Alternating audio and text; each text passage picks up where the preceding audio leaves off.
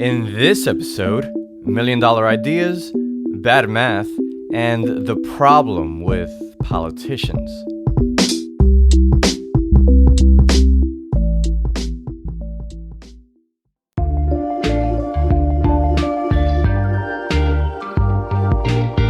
Welcome to Project Book, a podcast about how to make cool stuff and how to get lots of eyeballs on it.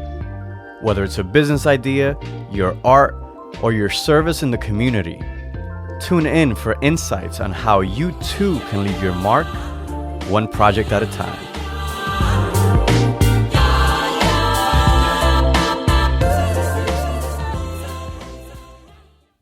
I remember when I became a man. I'm talking about the moment when I finally felt like a grown-up.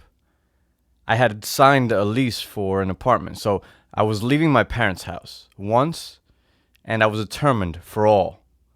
But the moment where it really sunk in was that first afternoon. I had gone to IKEA, ate like 3 of those yummy meatballs they sell, got some furniture, and carried the stuff into my new room. Then I spent the whole evening putting together the dresser and desk that I bought. Those lonely but productive hours are what allowed this new phase of my life to really hit me. And although that dresser and desk were honestly as plain Jane as simple as can be, I've become attached to them. I still have them to this day. Now, IKEA knows a thing or two. There was actually a study done on this that calls it the IKEA effect, of course. They found that consumers value things more when their own effort is required to build them. Could this be a hack that helps us with our own business or our art or our career? Let's see. Andrew Stanton is the guy from Pixar who's written and directed your favorite animated movies. I'm talking about the Toy Story movies, Finding Nemo, WALL-E, and more. He had a great TED Talk where he shared this. Storytelling without dialogue, it's the purest form of cinematic storytelling. It's the most inclusive approach you can take. It confirms something I really had a hunch on, is that the audience actually wants to work for their meal. They just don't want to know that they're doing that. That's your job as a storyteller, is to hide the fact that you're making them work for their meal. We're born problem solvers. We're compelled to deduce and to deduct because that's what we do in real life. It's this well-organized absence of information that draws us in. There's a reason that we're all attracted to an infant or a puppy. It's not just that they're damn cute. It's because they can't completely express what they're thinking and what their intentions are. And it's like a magnet. We can't stop ourselves from wanting to complete the sentence and fill it in. I first started really understanding this storytelling device when I was writing with Bob Peterson on Finding Nemo, and we would call this the unifying theory of 2 + 2. Make the audience put things together. Don't give them 4, give them 2 + 2. The elements you provide and the order you place them in is crucial to whether you succeed or fail at engaging the audience. Editors and screenwriters have known this all along. It's the invisible application that holds our attention to story.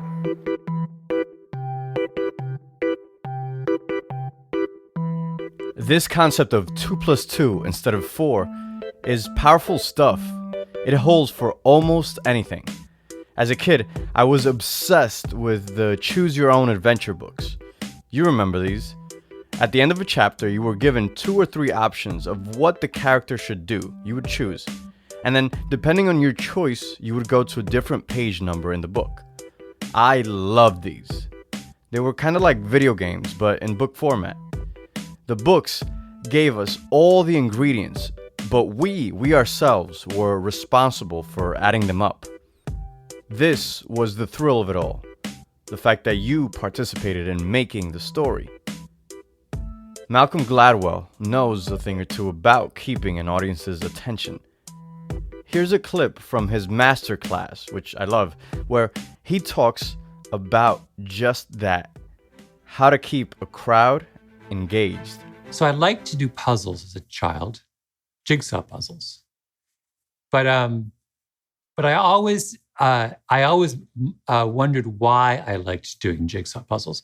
It's not obvious why. To this day, I find jigsaw puzzles baffling for this very reason.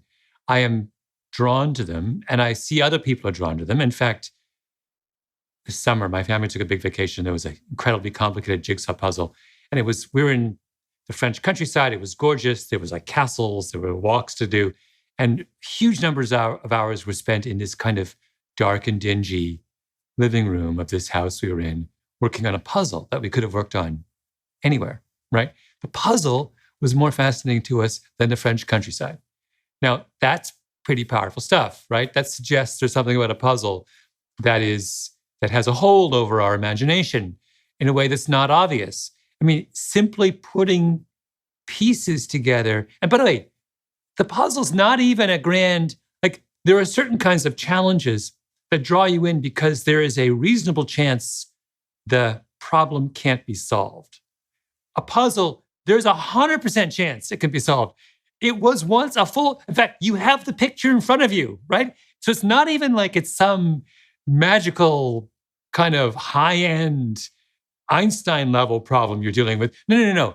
It's a problem that has been solved for you and they've given you a picture and all you have to do is but even that draws you in, right? So it's like, that is, I guess, how strongly some of us are hardwired to want to just make the pieces fit. It sounds simple, but it's a tricky balance to master. I mean, on the one hand, we know that our work must be polished, as in, it must solve a problem in consumers' minds. But on the other hand, we've learned that spoon feeding is boring. Instead, what keeps us tuned in is if we have to work a little bit for our meal, but not too much. I guess what we want are convenient inconveniences.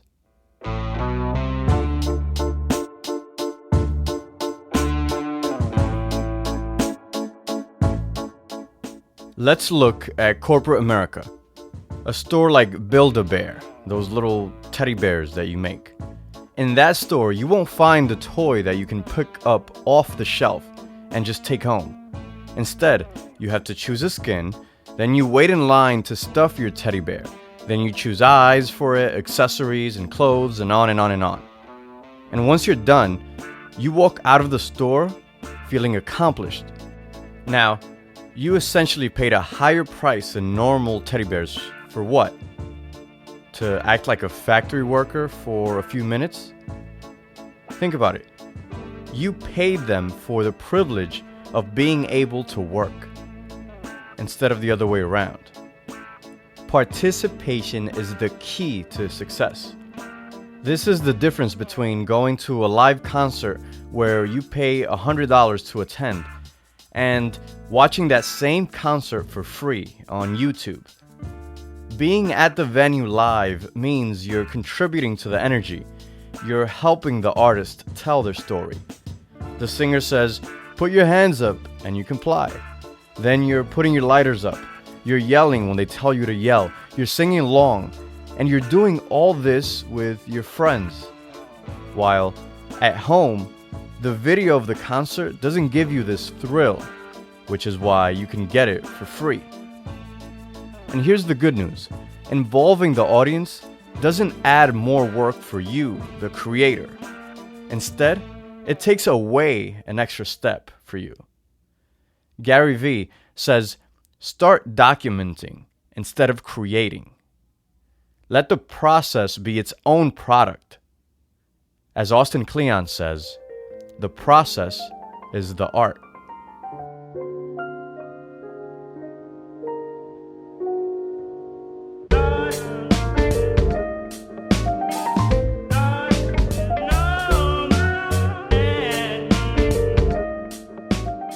Now that we understand that process is art, let's go a level deeper and see what our strategies should be to make this happen. Here's Malcolm Gladwell again. I spend a lot of time in a lot of my pieces sketching out some kind of theory or framework for the task at hand. So I give you tools to follow along or to think like I'm thinking or think like the people I'm writing about, how they think. And I almost feel like the provision of tools is one of the things that compels people forward. So I say, I'm going to tell you a really fun story about X. And then I pause and I say, okay, but in order to understand this story, you're going to need to carry the following tools. Here's what they are. Here's how they work. Here's the theory that explains them. And once I've given you a tool, your naturally next question is, okay, I want to use it now. And my hope is that desire to use the tool keeps you going. The reader needs a tool sometimes to want to keep going. So give them one. Come up with a fun one, And people don't mind a little time out to kind of learn the rules of the game. And then they'll plunge back in with renewed enthusiasm. That's the best strategy. Give the user a tool that will help them enjoy the finished product. Because they'll want to use that tool once they have it. And that product is now about them, not about the artist behind it. A few years ago, I was consulting with an agency that helps big brands come up with new products. These were CPG brands. It's just a fancy acronym for anything that you buy in a store that comes prepackaged. So think food and personal care items. Sometimes we could come up with a fresh idea by simply adding a step of preparation to a product that was already finished. We'll call it the just add water technique. Another convenient inconvenience.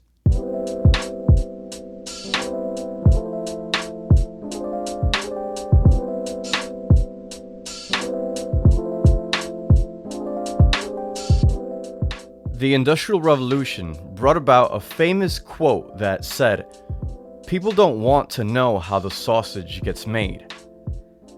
The reasoning was that if you saw how your food gets made, you'd get grossed out and not eat it.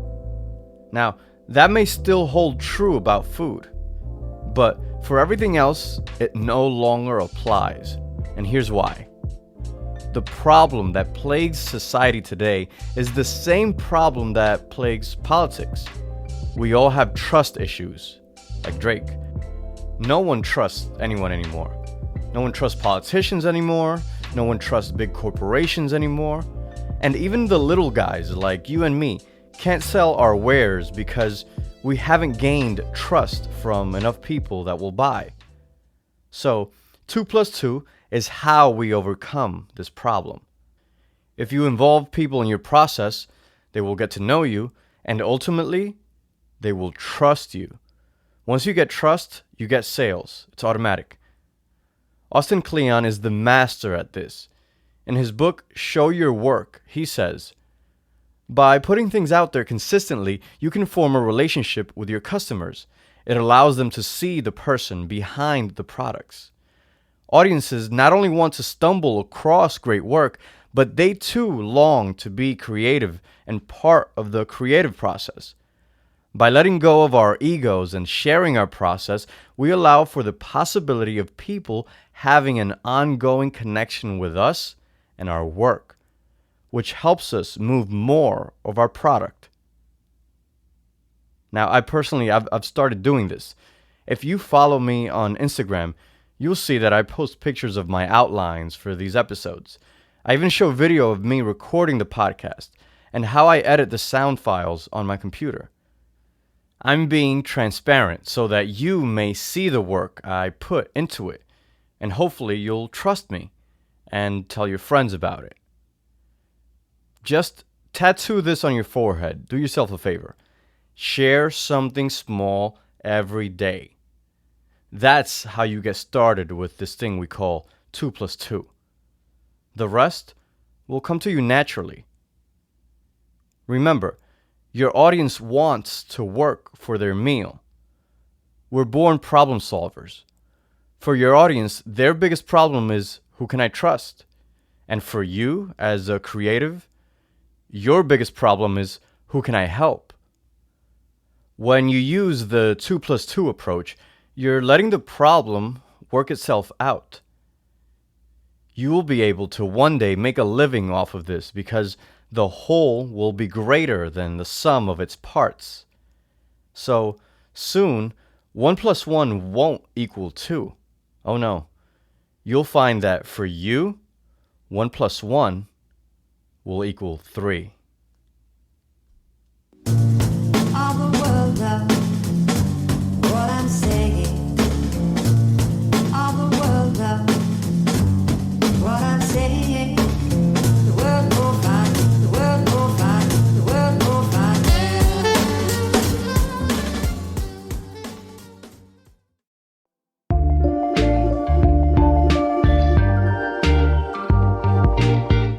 Ladies and gentlemen, loyal listeners, thanks so much again for tuning in.